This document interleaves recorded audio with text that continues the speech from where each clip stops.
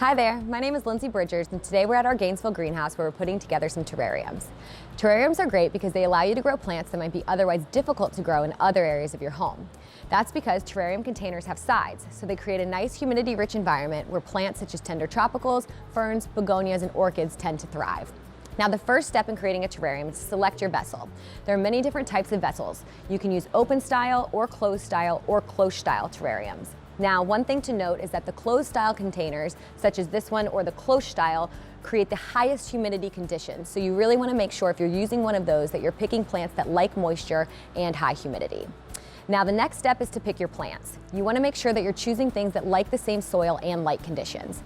And one thing to note there is if you like cactus and succulents, we'd recommend that you don't use a terrarium at all for those and you instead plant in more of a dish garden container. That's because these plants don't like moisture or high humidity, so they thrive in more of this open style environment. When you're choosing your plants, you want to make sure that you're picking things with various heights so that you have something with tall interest, medium interest, and low interest. That way you have visual interest throughout your entire terrarium. Now today I'm using this Bella palm for my height. You want to make sure when you're picking your plant for height that you're choosing something with a more narrow leaf canopy. You want to avoid a large leaf canopy as that would create shade to the understory plants that are planted down below. For my mid-ground plant, I'm using this rabbitfoot's fern, and I'm also using this little creeping fig. And for my ground cover interest, I'm using this creeping blue pilea. Now, all of these plants have a slightly different leaf shape, different texture, different size, and different color. And I've chosen that intentionally to create a nice little visual flow throughout my arrangement.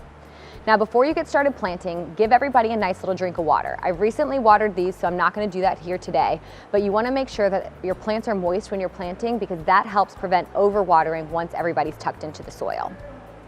Now that you've got your plants, you also want to make sure that you look at them against your vessel so that you make sure that everything fits and you have some room for growth.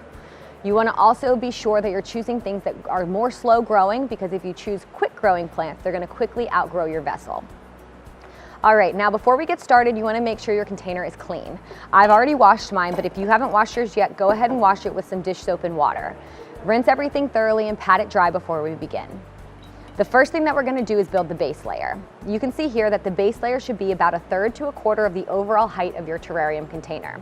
Because I have this close style vessel, the base layer is this entire bottom piece here. Now the base layer is especially important because terrariums don't have drainage holes. So we're essentially creating the drainage that our plants need to live and thrive inside of our container. The base layer is also creating a nice little humidity tray so that your plants really thrive in this environment. All right, now I'm going to add my hydro rock. That's what I'm using as my drainage rock. You can really use any type of decorative pebble that you like. You can also use lava rock or other types of stones. Just pour that in and even it out with your hands or a tool if you want. Just make sure it's nice and level and even throughout the entire base. All right, now that that's in place, we're going to add our filtration layer. You can use a piece of landscape fabric, or you can use a coffee filter or a couple of layers of paper towels, or you can even use moss. Today I'm going to use this green moss here. Simply going to add it and spread it out throughout the base, pushing some nice chunkier pieces toward the edge. The purpose of the filtration layer is to act as a nice barrier between the rock layer that's down below and the charcoal, which I'm going to add next. So just work like this, spreading it out, pushing it toward the edge of the terrarium so that you see it to create that nice little layered look on the outside. All right, now that we have our moss in place, we're just going to make sure, give it a nice little turn, make sure that on the outside you've got a nice little mossy layer right on top of your rocks, visible in all places. If you have any holes, just take another little clumping and push it in. All right, now that that's in place, we're going to take our activated charcoal and we're going to layer that down on top of the moss. The purpose of the activated charcoal is to really help manage any unwanted odors and mold and fungus and mildew development. I just kind of sprinkle this around, creating a nice even layer throughout the terrarium. All right, now that that's in place, it's time to add our soil. This is a very shallow container, so we're not going to add much potting soil here. We're also going to use the soil that's inside of our plant containers as we're planting. But if you're using a taller vessel, you're going to want to have a couple of inches of potting soil down below. I like to use bonsai soil as it has better drainage than traditional potting soil. So I'm just gonna pour that in. Nice and even all the way around. You really want to create a nice little layer to plant within. All right, now that that's in place, it's time to get started planting. Before I get started, I like to place everybody in and make sure that I know exactly where I'm going to put everybody once I get started planting. So I just place my plants in their grower pots, make sure I have a little space for everyone, and that I have a good game plan of how I'm going to accomplish it. Then I like to work from the smallest plant up to the top, so I disturb the plants as little as possible. Simply remove the grower pots, loosen the roots. You can remove some of the excess soil, and then use a tool such as a spoon to just give yourself a nice little hole where you want your plant to go. I'm spreading the roots out as I'm planting because I have this really shallow vessel here. I really want to make sure that things are growing kind of outward throughout the entire base.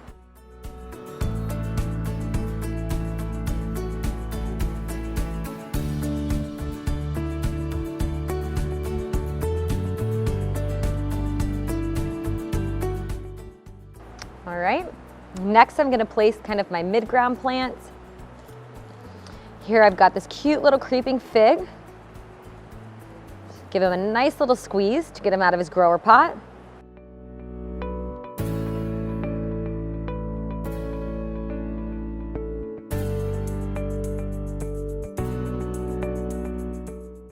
Alrighty, and then I'm going to plant my palm before my rabbit's foot fern, because I want to tuck the rabbit's foot fern right into the side of my palm.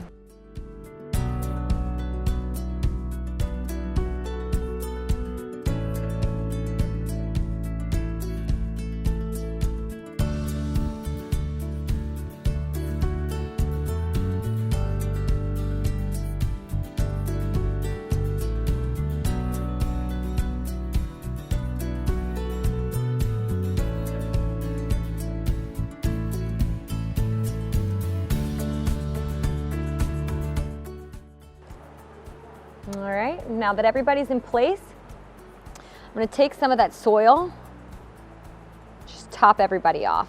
If you have a nice deep container, you probably don't need to do this part because you have enough potting soil in there to begin with. But because I have this shallow container, just want to make sure that all of the roots are covered with soil.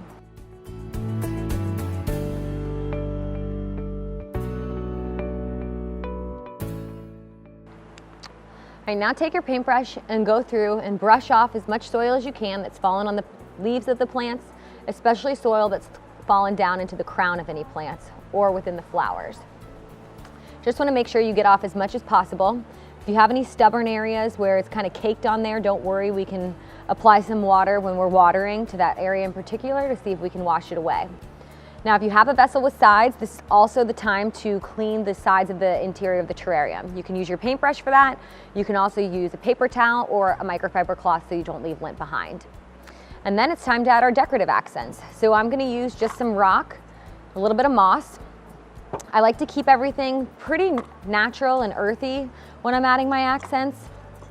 That's just kind of a style preference there. You also want to keep in mind the angle at which your terrarium is going to be viewed.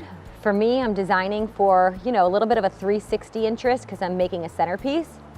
So I just want to place some decorative elements throughout so that there's interest when you turn the piece varying ways so that whenever you're looking at it, you've got some interest. So there's this nice little V here with soil. I'm going to fill in some of those areas with this decorative rock.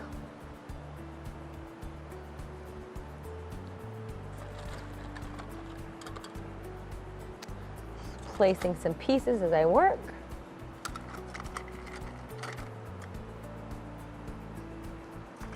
Another one of my favorite things to use for this is driftwood.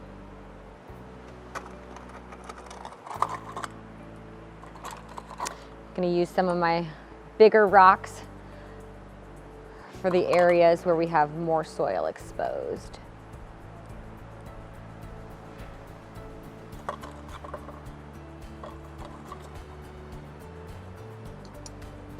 All right, now that everything's in place, it's time to give it a drink of water. There are various ways that you can water your terrarium. I like to either use a spray bottle or a 1 ounce container, such as this one. Watering with a 1 ounce container really helps you control the amount of water that you're applying, so you water sparingly. If you're using the 1 ounce method, you're gonna put 1 ounce of water on each of the plants and then 1 ounce in the general soil areas around it. Now, I already gave everybody a nice drink of water when we got started, so I'm not gonna apply too much water here, but I'm gonna give each plant a nice little drink. Gonna focus on the leaf areas where I had some soil buildup that I wanna wash away. And water down at the base of the plant as much as possible. You want to apply water to the general soil area because you also want to make sure that your plants can take in and grow into that soil. So if both conditions are moist, it promotes nice, healthy growth into the surrounding soil area. Now, you want to be cautious when you're applying your water that you don't water too much because you don't want to create an environment where you have standing water down at the base rock layer. You are by nature going to have a little bit of water that drips down there when you're watering. That's okay, that water is going to evaporate over time, but as much as possible, you really want to avoid a situation where you're creating standing water down at the bottom. And then we can place him in a nice bright indirect light spot. He's going to want about 4 to 6 hours of bright indirect light a day. You can generally find those conditions right outside of an eastern, western, or south facing window. You want to avoid as much as possible placing the terrarium right next to the window or on a windowsill because it would create this very hot condition inside this greenhouse environment, which could be damaging for your plants. So beside an east, south, or western facing window is usually the best location. And then you're going to want to just give him a quarter turn every week so that you can make sure that your plants are growing evenly. And that's it. When it comes to maintaining your terrarium, the good news is that they're relatively easy to maintain. That's because they can provide themselves with moisture for up to a few weeks at a time. The plants draw in moisture through the soil and evaporate it through their leaves in a process known as transpiration. Then, water droplets form and drip down the sides of the vessel, returning to the soil and mimicking nature's natural rainfall. This helps to sustain the plant life. In the beginning, you're going to want to check the soil for moisture once a week. It should remain moist most of the time. You can tell that it's time to water by looking at the soil level. In the holes, you should see some fog or condensation. When you no longer see that, it's time to apply some water. You can either use the 1 ounce method we talked about earlier or use a spray bottle or a mister. You want to make sure that you're applying water sparingly so you avoid having water develop down in the rock layer down below. A little bit may drip through and that's okay because that will evaporate, but you don't want to have any standing water puddling in the rock layer. Now, monitor it and observe it and you'll start to build a watering schedule and you can predict when it's time to water. Now, when it comes to feeding your terrarium, you want to feed it sparingly. In general, we recommend applying about a quarter of the amount of fertilizer that you would use to feed the rest of your houseplants. Now, if you're using a terrarium with a lid or a closed style terrarium like my closed style I've used today, you want to make sure that you remove the lid for a couple of hours once a week to help prevent the overgrowth of any mold, mildew, or fungus. If you can't remember whether or not you've left the lid off of your terrarium yet, simply remove it and smell it. You'll be able to tell if anything funky is starting to develop. Now, check your terrarium once a month to see if anybody needs to be pruned or if anybody has any diseases developing. If you have any questions on your plant health, please bring a sample or some photos into one of our plant clinics and our plant specialists will be happy to help you. And if you need any help picking out your plants or your supplies for your terrarium, we encourage you to stop by one of our greenhouses. Our plant specialists here would be happy to help. Happy planting.